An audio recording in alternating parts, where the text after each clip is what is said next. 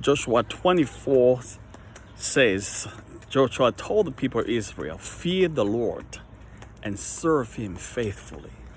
Fear God is one of the most important qualities of every successful Christian, or every Christian that achieves the satisfaction of being a Christian and enjoys the blessings of the Lord. There's so much blessings and promises attached to fear the Lord. Like Proverbs say, fear of the Lord is the beginning of wisdom, beginning of knowledge. It's incredible. And there are places in Psalms that fear the Lord. Those who fear the Lord shall have their children inherit the land. And all this fear God is so powerful. What does fear God mean? In the Bible, the phrase fear the Lord is often used to convey a sense of reverence, awe, and respect towards God. It's reverence and awe. That's what it means. Fear of God does not mean being afraid of God in a terrorizing sense, but recognizing his greatness, holiness, and authority. That is fear of God. Fear of God is not like fearing God would terrorize you, beat you out, punish you, and all these things for, there will be hellfire punishment for those who reject Christ for eternity. But right now, let's talk about as Christians, as believers. If you fear God, what does that mean and what do you get? You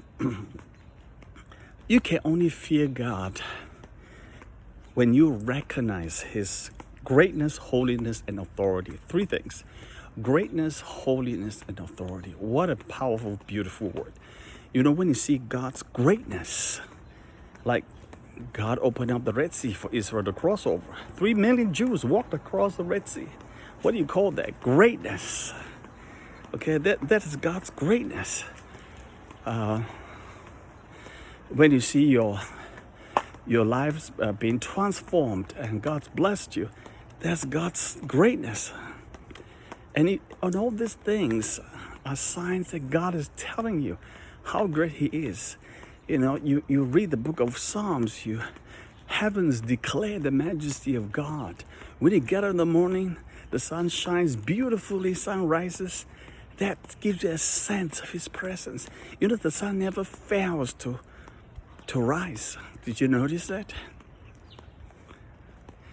I've taken the nice, crisp air of New York for all these years we've been in New York. For over 12 years, 15 years now, about 15 years. And suddenly last month, first time in New York, 15 years, that polluted air comes to New York City in a bad way. The air quality has gone plunged so badly that, we're told it's unhealthy air, you need to stay home and all this. It's because of the wildfire burning in Canada. When we were in California, wildfire is like a yearly affair, annual affair, every year. But not in New York. But this year, last month actually, for the first time, the wildfire smoke came to New York and polluted our air. I lost a sense of that fresh air. I really missed it. I took it for granted. I didn't know that. People, I don't recognize it. This is the greatness of God that gives us all this fresh air and all this goodness. The trees, look at the trees, right? Look at the trees and all this. Give us the fresh air that we need. All these are God's providence, provision. This is God's greatness. Then when you see this greatness, you bow in awe and fear of God in that sense, and then you see God's holiness, the holiness of God. Like Moses saw, God called Moses. God told Moses to take off your shoes, for you stand on holy ground. In the presence of God, there's holiness.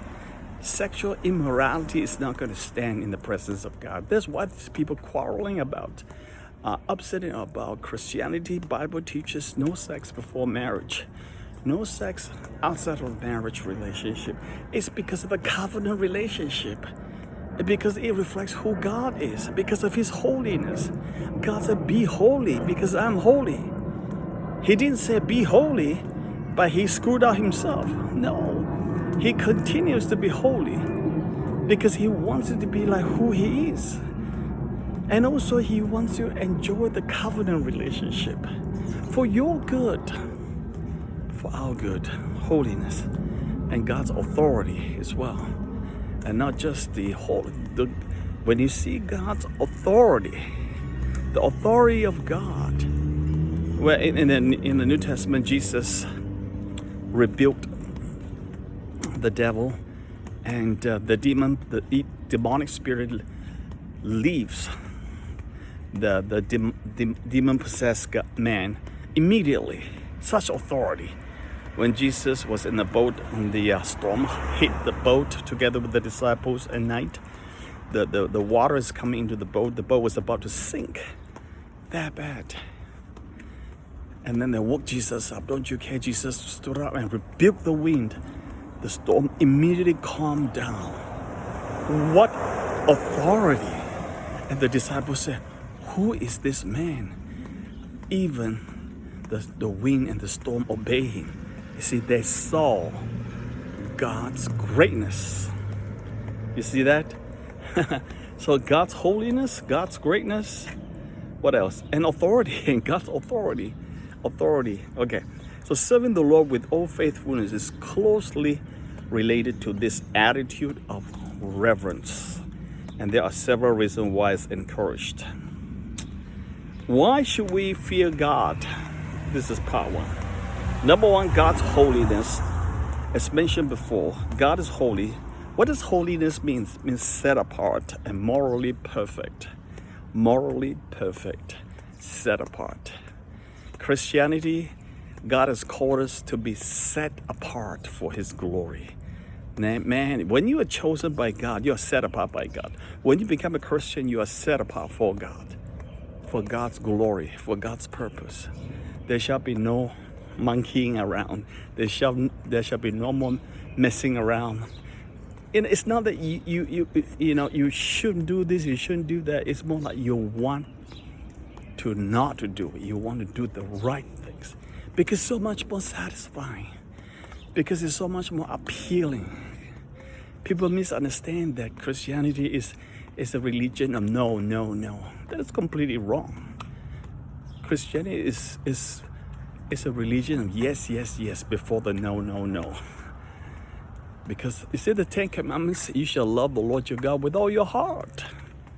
There's no. No comes like number 4, number 5 commandments like thou shalt not commit adultery, thou shalt not murder, and all this stuff. But before all this knows, you got to love the Lord your God with all your heart, all the mind, all your soul, because the Lord your God loved you, so loved you, that He sent His Son to the cross to save you. All right, so it's fearing the Lord acknowledges His absolute purity and righteousness, reminding us we are in the presence of a divine and a transcendent God. This recognition fosters humility and a desire to honor God with our lives. We are in the presence when we know that God is absolute, pure, righteous, and holy. We're in the presence of the divine, transcendent God. All this fosters, causes us to humble before God because we see His greatness, His authority, and His holiness. And we want to honor God in our lives. We cannot help to honor God when we see all this greatness and holiness of God. Part 1. I'll talk about part 2 soon.